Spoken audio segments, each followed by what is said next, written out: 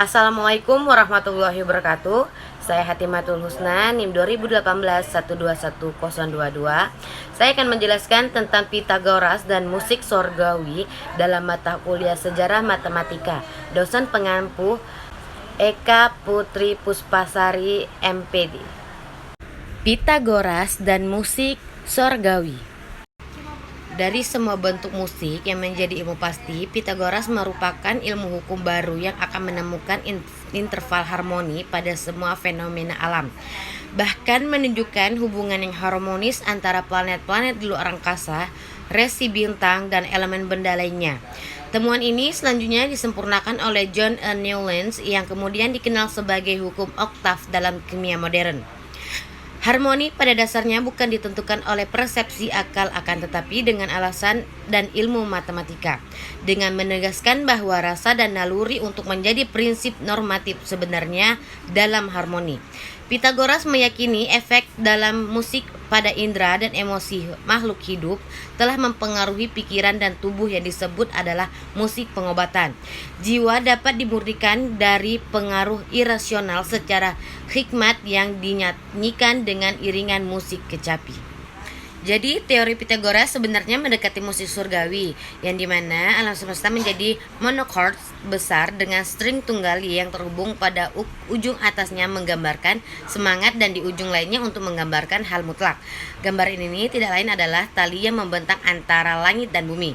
Nama-nama yang diberikan Pitagoras dalam berbagai catatan skala diatonis berasal dari perkiraan kecepatan dan besarnya massa planet.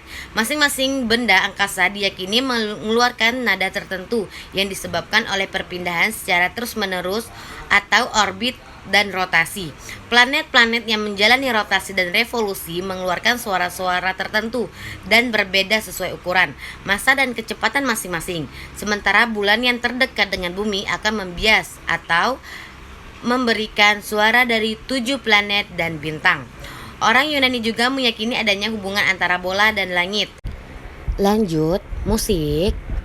Pitagoras memelopori studi matematika dan eksperimental musik.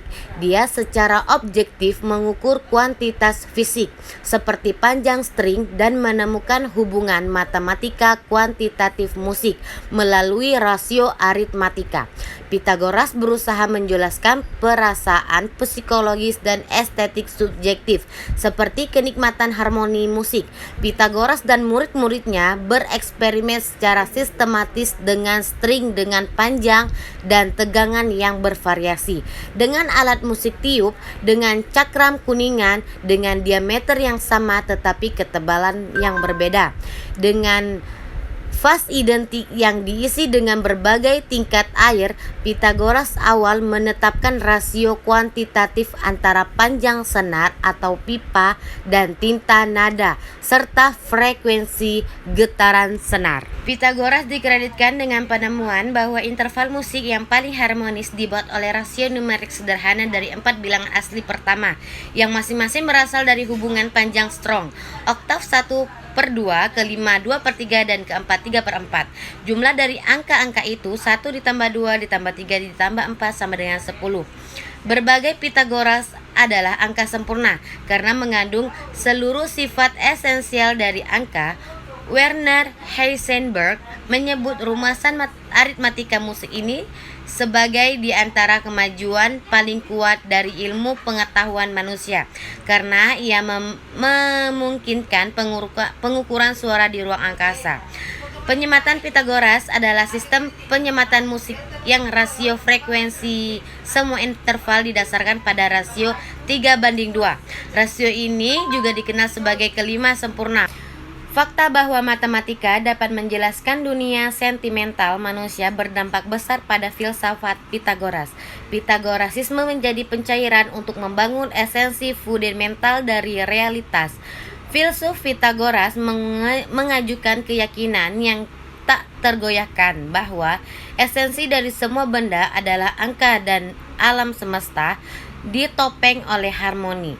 Menurut sumber kuno, musik adalah pusat kehidupan orang-orang yang mempraktikkan Pitagorasisme. Mereka menggunakan obat-obatan untuk memurnikan katarsis tubuh, dan menurut Aristoxenus, musik untuk memurnikan jiwa. Pythagoras menggunakan berbagai jenis musik untuk membangkitkan atau menenangkan jiwa mereka. Lanjut, harmoni.